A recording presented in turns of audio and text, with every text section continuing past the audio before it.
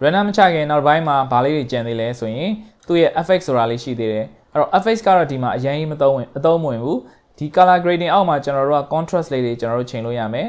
contrast လေးတွေကျွန်တော်ချိန်ကြည့်လို့ရမယ်အဲ့တော့ contrast ကို short လိုက်ရင်ဖြူသောဖြစ်သွားမယ် contrast ကိုအရင်တင်လိုက်ရင်ဒီ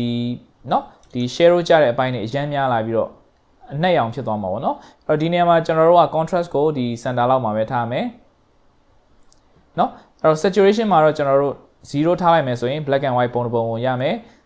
ဒီညာဘက်ကို 100% ထားလိုက်ပြီဆိုရင်တော့အရန်တောက်တဲ့ color တောက်ကြီးတွေဖြစ်ကုန်မယ်ပေါ့နော်အဲ့တော့ကျွန်တော်တို့ကဒီဟာကိုလည်းကျွန်တော်တို့ကအများကြီးတင်လို့မရဘူးเนาะဒီဝန်းကျင်မှာပဲကျွန်တော် color လေးတွေကိုကစားမယ် color ရမ်းများတဲ့ထင်ဒီကနေနည်းနည်း short မယ်เนาะဒါမျိုးလေးတွေကျွန်တော်လုပ်လို့ရတယ်အဲ့တော့ဒီနေရာမှာတော့ color gradient မှာတော့သူက analog effect လို့ပြောလို့ရမယ်ကိုကတခြားဒီတွေက effect တွေကိုသုံးနေတယ်ဆိုရင်လည်းကျွန်တော်တို့ကသုံးကြည့်လို့ရတယ်เนาะဒါတွေကတော့ဒီ post processing လုပ်တဲ့ပုံစံမျိုးပေါ့နော် color grading မှာကျွန်တော် analog effect တွေကိုသုံးတာဖြစ်ပါတယ်အဲ့တော့ကျွန်တော်ကတော့ဒီဟာတွေတိတ်သုံးရတာသဘောမကျဘူးအဲ့တော့ကျွန်တော် non ပဲပြန်ထားမယ်เนาะ filter မှာလည်းကျွန်တော်တို့တခြားသုံးစရာဟာတွေကတိတ်အဆင်မပြေဘူးပေါ့နော်အဲ့တော့ဒါကိုလည်းကျွန်တော် filter ကို non ပဲပြန်ထားမယ်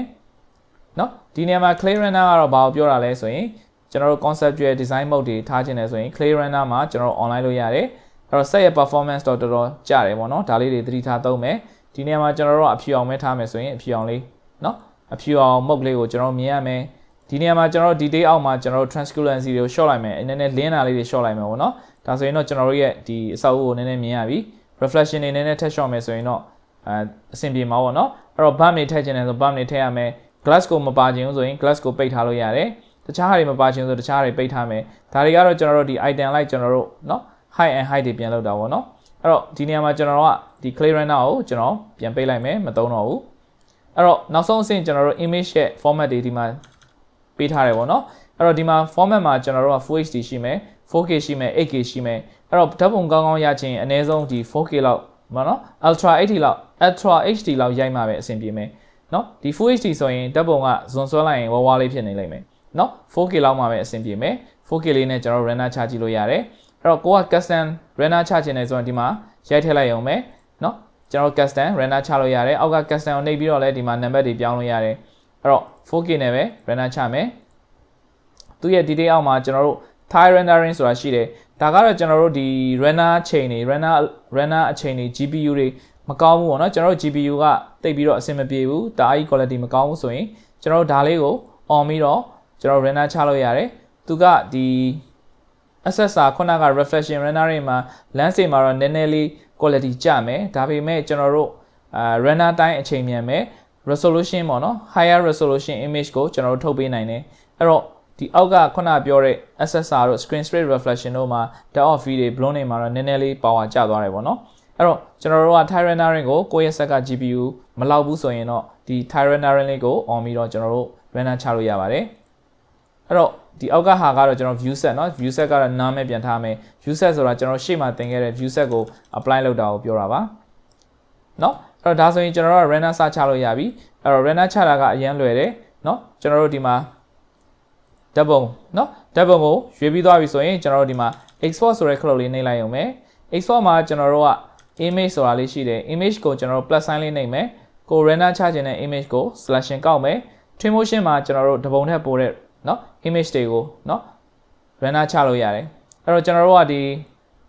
ကဒီမှာ render ချတဲ့အချိန်မှာကျွန်တော်တို့เนาะဒီ local ထဲမှာပဲ render ချမယ်ခုနက image ကဓာတ်ပုံနဲ့ရှိတော့1ကိုရွေးလိုက်တယ် multiple ရှိရင်ကျွန်တော် multiple ကြီးတစ်ခါတည်း render ချလို့ရတယ်သူရဲ့ format က PNG ရမယ် JPEG ရမယ်အဲ့တော့ကျွန်တော်ကတော့ JPEG နဲ့ပဲ render ချမယ် EXR format လည်းရှိတယ်အဲ့တော့ motion blur တွေပါထည့်မှာလားကျွန်တော်မထည့်ဘူး refinement လုပ်မှာလားเนาะ refinement လုပ်မယ်ဆိုရင်တော့သူကဘာလို့လဲပေးလဲဆိုရင်ဒီ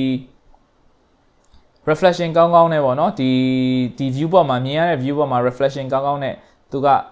ပိုကောင်းတဲ့ quality ရအောင်လုပ်ပေးမယ်ပေါ့နော်အဲ့တော့ကျွန်တော်တို့က low လောက်လည်းထည့်ထားလို့ရတယ်ပိတ်ထားလို့လည်းရတယ်ဒါတွေတင်ခြင်းအပြင်ကိုရ render ထုတ်တဲ့အချိန်ကိုနည်းနည်းလေးအချိန်ပိုကြာလိုက်မယ်နော်နည်းနည်းလေးလင်းလာလိုက်မယ်ဒါလေးတွေသုံးမယ်ဆိုရင်အဲ့တော့ကျွန်တော်က medium လောက်ထားရင်ထားလိုက်မယ်ဒါမှမဟုတ် maximum height လောက်ထားလဲရတယ်နော်ဒီနေရာမှာ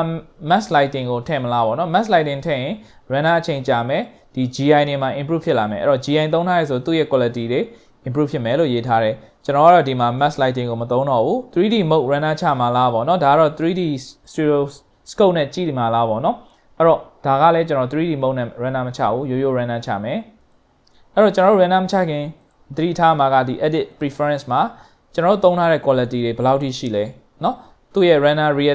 real time မှာမြင်ရတဲ့ quality တွေဘယ်လောက်ရှိလဲเนาะ auto ထားခြင်းလဲထားလို့ရတယ်အဲ့တော့ 100% ထားရတယ်ပေါ့เนาะဒါတွေကတော့ random မထုတ်ခင်မှာကျွန်တော်တို့စစ်ရမယ့်ဟာလေးတွေနောက်တစ်ခုကဒီ preference အောက်မှာเนาะ grass fading နေเนาะ grass ကိုခပ်ဝေးမှmain ချင်တာလားဒါဆိုရင် far ကိုရွေးထားမယ်เนาะခုနက pro resolution တွေဒါလေးတွေကိုကျွန်တော်တို့က resolution ကောင်းကောင်းထပ်တင်ခြင်းနဲ့ဆိုရင်ဒီနေရာမှာထပ်တင်လို့ရတယ်အဲ့တော့ viewport resolution မှာဒီလောက်မြင်ရမယ်เนาะတကယ် render ချတဲ့ချိန်ကျရင်ဒီလောက် quality နဲ့ချခြင်းနဲ့ဒါလေးတွေကတော့ကျွန်တော်တို့ဒီ render မချခင်မှာစစ်ရမယ့်ဟာလေးတွေပေါ့เนาะအဲ့တော့ဒါလေးကိုကျွန်တော် okay ပြန်လုပ်လိုက်မယ်အဲ့တော့ဒီကကျွန်တော်တို့ dynamic sky နဲ့ render ချတာဖြစ်ပါတယ်အဲ့တော့ render ချတော့မယ်ဆိုရင် export ဆိုတဲ့ color လေးနှိပ်လိုက်ပြီเนาะနှိပ်ပြီးသွားရင်ကျွန်တော်ဒီမှာ stat export ဆိုတာလေးကိုနှိပ်လိုက်ရုံပဲအဲ့တော့ render စပြီးချလို့ရပါပြီအဲ့တော့ဒီနေရာမှာကျွန်တော်ကဒီပေါ်မှာပဲကျွန်တော် select folder ကို save လုပ်လိုက်မယ်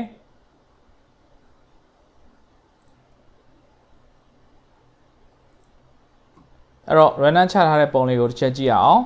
အဲ့တော့ကျွန်တော်ကတော့ဒီထဲကိုတင်လိုက်တာပေါ့နော်အဲ့တော့ဒီနေရာမှာကျွန်တော် render ချထားတဲ့ပုံကကျွန်တော်အပြင်မှာပဲတင်လိုက်တာပေါ့နော်အဲ့တော့ဒီ image လေးကိုကျွန်တော်တစ်ချက်ကြည့်အောင်အဲ့တော့သူက dynamic sky နဲ့ချတယ် path tracing တွေမသုံးဘူး sky tone တွေမသုံးဘူးအဲ့တော့သူ့ရဲ့ render quality ကမဆိုးဘူးလို့ပြောရမယ်အဲ့တော့ဒီမှာကျွန်တော်တို့ဒီသုံးသွားတဲ့ဟာလေးတွေကဒီ SSR လေးတွေကို on မေးရမယ်เนาะ reflection pro ဆိုတဲ့เนาะ tools လေးကိုထည့်သုံးရမယ်ဒါမှသာလျှင်ဒီ reflection surface တွေမှာကောင်းကောင်းအလုပ်လုပ်မယ်เนาะဒါကတော့ကျွန်တော်တို့ဒီ dynamic sky ပေါ်မှာအခြေခံပြီးရိုးရိုး image render ချတာဖြစ်ပါတယ်